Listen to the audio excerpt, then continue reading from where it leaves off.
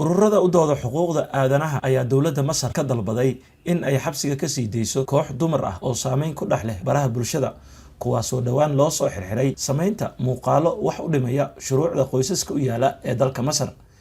gabdhaha TikTok ayaa xabsiga loo taxaabay kadib markii ay shaaciyeen muuqaalo baraha bulshada la iskula wadaagay oo muujinaya in iyaga oo qoobka ciyaar sameynaya dhar gaar ahna xiran. 5 kamid ah ayaa horay loogu xukumay midiiba 2 sano oo xabsi ah.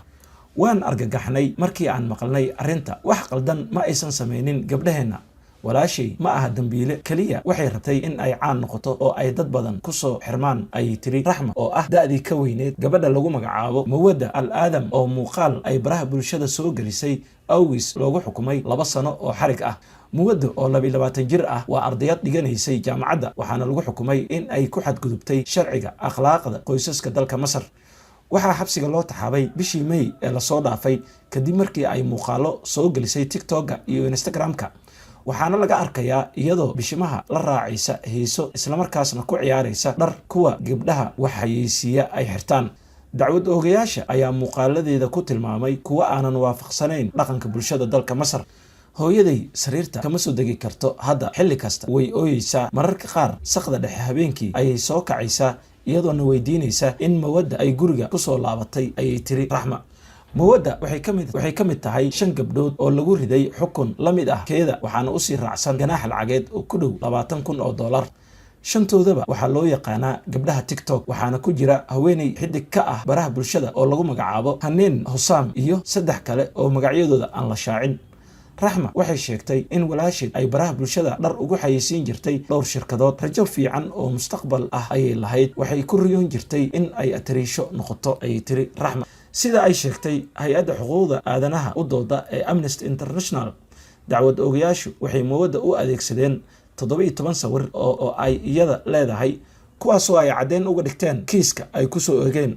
laakiin Mawadda waxay sheegtay in sawiradan la shaaciyey kadib markii telefoonkeeda laga xaday sanadkii la soo dhaafay. maxaa iyada loo bartilmaameedsaday?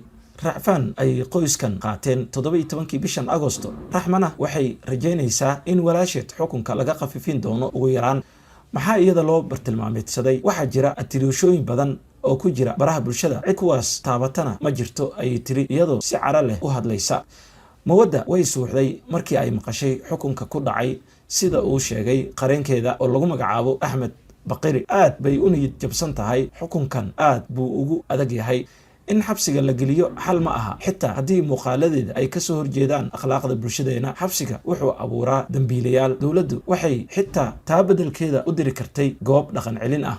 Masar waa waddan ay shacabkiisa aqlabiyad ku leeyihiin muslimiinta, akhlaaqdana laga ilaaliyo. dadka qaar waxay muuqaalada TikTok u sameeyaan qaab waafaqsan anshaxa bulshada. hase yeeshee gabadhan ayaa lagu eedeeyey in ay muuqaaladeeda u xidhatay dhar aad looga arkayo jirkeeda. dadka qaar waxay ku doodayaan in gabdhahan ay iska damaashaadayeen oo aysan u qalmin xabsi.